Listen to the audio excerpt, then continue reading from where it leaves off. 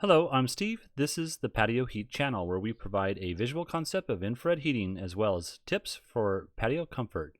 Check out our patioheat.com website for sales and more information. Please tap that like button if you find this video useful as it helps others find our channel. Now let's get heating.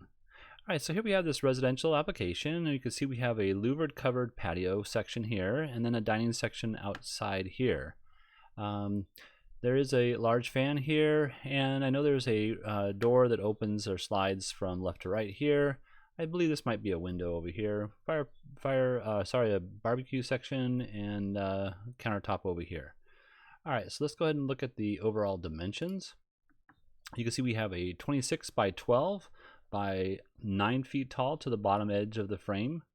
And then over here, I've just ad-libbed a 15-foot section here. And then from the outer edge of this curved section here, I have about 9'10" to the chair that I pulled out here, and then also just about a 12-foot section to over here.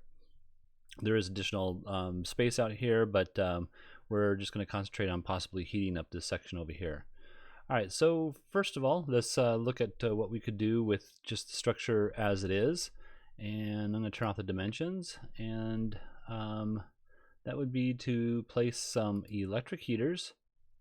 These are Infratech 6,000 watt dual element units, so it's a CD 6024. You can also use a WD 6024. I have them mounted on the bottom of the frame itself, and then at a 30-degree tilt towards the inside edge over here. And then over here, I have them at 30 degrees tilt from the window section up towards the section over here. Now, this is a arch here, so you may have to use a extended bracket because this is probably mounted on two different angles here. So you want to make sure you can see my bracket's not physically touching there. It's probably not touching over here, but in any case, what you want to do is you want to make sure that number one, you have, because it's a wall mount here, you want to make sure you have 12 inches of clearance from this bottom edge to any ceiling structure or combustible above, and then making sure that you have the minimum clearance of the 6 inches to the back side here, which is like this. And so the bracket needs to be the full length at minimum. I should correct that. You need to have the full length of the bracket as the clearance, and with this arch here you're not getting that. So you just want to make sure that you have at least a full bracket length throughout this whole span over here on a wall mount. All right, so let's see if there's anything else. So, yeah, the fan, we want to make sure that we're meeting any clearance to any combustible fan blade. Let's say this is a steel frame or a steel blade. If that's true, then the combustibles only relate to any combustible item. Non-combustible fan blades, the only thing you don't want to do is you don't want to put the fan blade directly into the physical ray itself. So here is the bottom clearance of the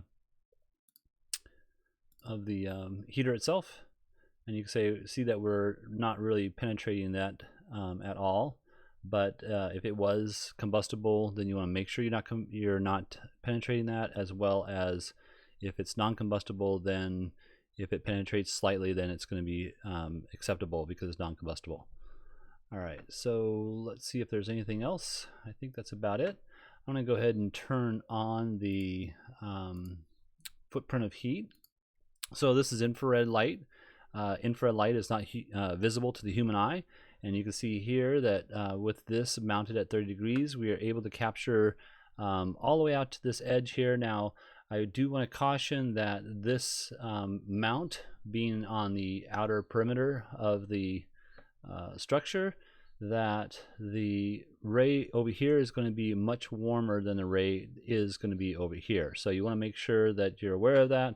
And in the case of this model being a 6,000 watt unit, you probably want to put a control system on it, just because of the fact that there will be times where you're going to be using these, the whole area, and you don't want to overheat this space here. And there's going to be times that you might want to use just this area over here, and you want the maximum throw of heat. So control system is going to be important on an application like this. And then looking over here, you can see that, you know, our array coverage is the same. You're going to be heating up this area, you know, pretty intensely, as well as this area here will be the minimum intense portion of this system. Also, just note that, you know, this is the more exposed side because you have a wall here and structure over here. So this will be the cooler side, and that being said, you're not really getting the heat that you want for the coolest side overall. So all right, so that's one option. Now a second option would be to possibly, let me just go ahead and turn this off. So the second option would be to possibly put new structure beams going across here. And as you can see here, now I have 4,000 watt units. These are slimline units. It kind of matches the structure a little bit nicer, and it's a smaller profile as opposed to the other units. But just to note that, and I still have I'd still place the 6,000 watt over here if I was going to go with the electric unit over there.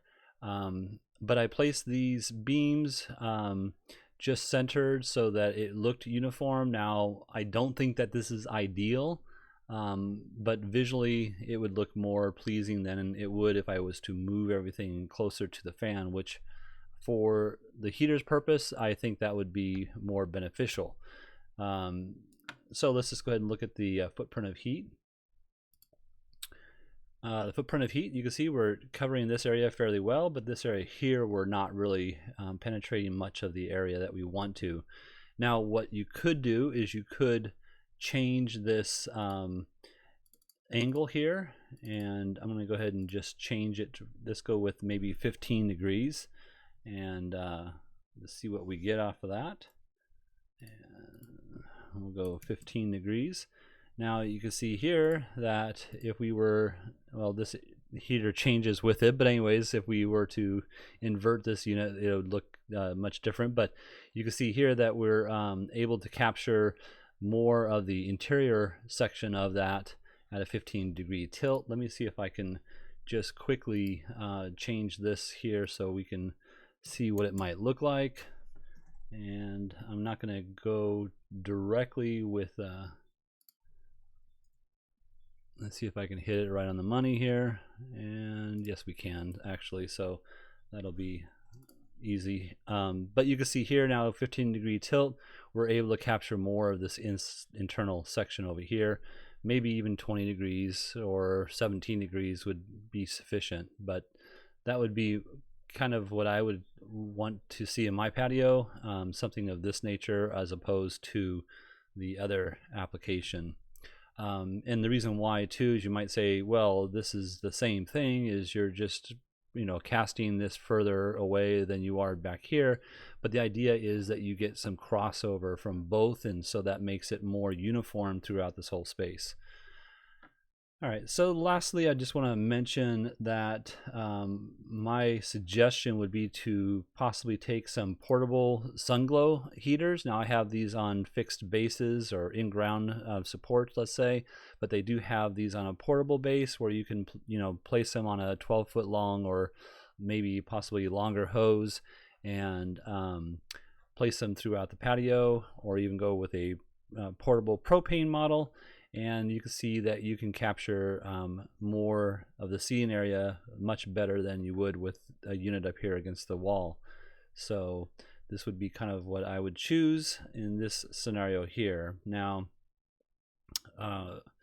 it's up to you how you want to, you know, to do that. I do think that this would be warm enough over here for the seating if you had just the electric heaters, but this would be a good option as well. All right, well, I hope this has helped. If you're looking for some assistance with your outdoor heating application and you'd like us to review your plans, please send your information into designs@patioheat.com. I'm Steve, and again, please tap that like button. We don't advertise. We're not monetized. YouTube does not support our channel unless we receive your thumbs up, and we really appreciate that. Thank you. Have a great day.